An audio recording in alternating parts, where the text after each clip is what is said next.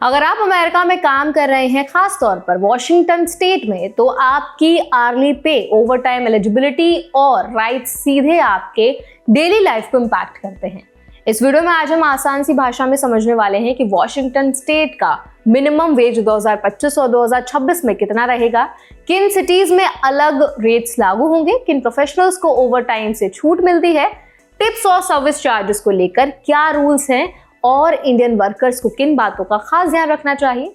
इस वीडियो के एंड तक आपको साफ समझ आ जाएगा कि आपकी सैलरी लीगल कितनी सही है और कितनी नहीं, और अगर नहीं है तो आपके पास कौन कौन से ऑप्शंस अवेलेबल हैं। तो चलिए फिर जल्दी से वीडियो को स्टार्ट करते हैं। हाय, मेरा नाम है वर्षा दुबे और आप मुझे देख रहे हैं एनबीटी टेक एड पर। वॉशिंगटन स्टेट अमेरिका के उन स्टेट्स में शामिल है जहां मिनिमम वेज हमेशा फेडरल लेवल से काफी ज्यादा रहा है।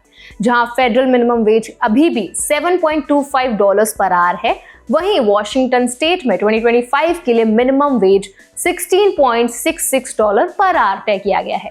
ये रेट पूरे स्टेट में लागू है, चाहे वर्कर किसी भी सेक्टर में हो। अब इंपॉर्टेंट बात यह है कि ये यही नहीं रुकता है। वॉशिंगटन लेबर एंड इंडस्ट्रीज के मुताबिक 2026 में मिनिमम वेज और बढ़ेगा और इस $17.13 पर आवर हो जाएगा। Increase cost of living adjustment के आधार पर किया गया है, यानी इन्फ्लेशन और महंगाई को ध्यान में रखते हुए वेजेस को हर साल एडजस्ट किया जा रहा है। अगर हम पिछले कुछ सालों का पैटर्न देखें तो साफ दिखता है कि इंक्रीज धीरे धीरे स्टेबल हो रहा है। 2023 में मिनिमम वेज 8.6% बढ़ा था, 2024 में 3.4%, 2025 में 2.3% और 2026 के लिए 2.8% तय किया गया है। इसका मतलब यह है कि वेजेस अब इन्फ्लेशन के साथ अलाइन की जा रही हैं, ना कि अचानक जंप के साथ। अब बात करते हैं उन लोकेलिटीज की जहां स्टेट मिनिमम वेज से भी ज्यादा पे करती है। सियाटल, बेलिंगम, बुरियान, एवर्ट, रेंटन, सीटेक, तुक्विला और अनइनकॉर्पोरेटेड किंग कंट्री जैसी जगहों पर 2026 में मिनिमम वेज और बढ़ेगा। इन सिटीज में काम करने वाले इंडियंस, खासकर स्टूडेंट्स, पार्ट टाइम वर्कर्स और सर्विस सेक्टर में काम करने वाले प्रोफेशनल्स को अपने लोकल वेज रूल्स जरूर चेक करने चाहिए। कई बार एम्प्लॉय स्टेट रेट बताते हैं, लेकिन सिटी स्पेसिफिक रेट उससे ज्यादा होता है। ऐसे केसेस में एम्प्लॉयर को हायर रेट ही पे करना होता है। अब एक बहुत इंपॉर्टेंट सेक्शन है ओवरटाइम एक्सेम्प्ट प्रोफेशनल्स का, खासकर कंप्यूटर प्रोफेशनल्स के लिए। वॉशिंगटन स्टेट में अगर कोई एम्प्लॉयर कंप्यूटर प्रोफेशनल को आर्ली बेसिस पर पे करता है और उन्हें ओवरटाइम एक्सेम्प्ट कैटेगरी में रखता है, तो 2026 में उन्हें कम से कम $59.96 पर आवर पे करना जरूरी होगा।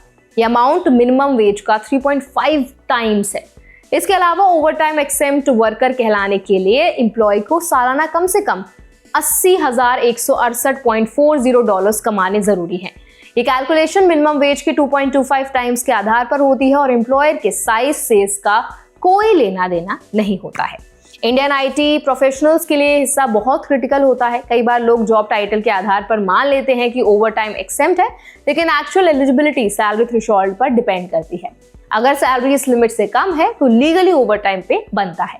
अब बात करते हैं टिप्स और सर्विस चार्जेस की, जो रेस्टोरेंट और हॉस्पिटैलिटी सेक्टर में काम करने वाले इंडियंस के लिए बेहद जरूरी है। वॉशिंगटन स्टेट लॉ के मुताबिक टिप्स और सर्विस चार्जेस को मिनिमम वेज का हिस्सा नहीं माना जा सकता। इसका मतलब यह है कि एम्प्लॉयर को पूरा मिनिमम वेज अलग से देना होगा, उसके ऊपर टिप्स मिले या ना मिले। अगर कोई एम्प्लॉयर ये कहता है कि टिप्स को जोड़कर आपकी पे मिनिमम वेज के बराबर हो जाती है, तो ये लॉ के खिलाफ है। वर्कर को full minimum wage cash wages में मिलना चाहिए।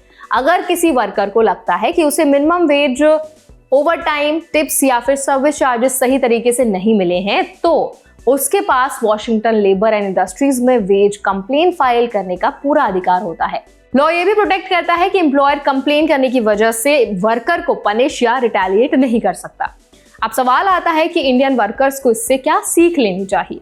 सबसे पहली बात, अपने आर्ली रेट और पे स्लिप को ध्यान से चेक करें। दूसरी बात, ये कंफर्म करें कि आप जिस सिटी में काम कर रहे हैं वहां लोकल मिनिमम वेज क्या है। तीसरी बात, अगर आप आईटी या टेक्निकल रोल में हैं तो ओवरटाइम एक्सेम्प्ट होने की एलिजिबिलिटी सिर्फ डेजिग्नेशन से नहीं बल्कि सैलरी थ्रेशोल्ड से तय होती है। ये वेज चेंज किसी वीजा स्टेटस को डायरेक्टली अफेक्ट नहीं करती, लेकिन इनकम, सेविंग्स और फाइनेंशियल प्लानिंग पर इनका सीधा असर पड़ता है। खासकर स्टूडेंट्स और टेम्परेरी वर्कर्स के लिए समझना जरूरी है कि लॉ उन्हें क्या प्रोटेक्शन देता है। तो आई होप ये वीडियो आपके लिए हेल्पफुल रहा होगा। अगर वीडियो आपको अच्छा लगा तो इसको जरूर लाइक करें, शेयर करें। ऐसे और भी अपडेट्स के लिए, वीडियोस के लिए, इन्फॉर्मेशन के लिए हमारे चैनल NBT Tech Ed को भी जरूर सब्सक्राइब करें।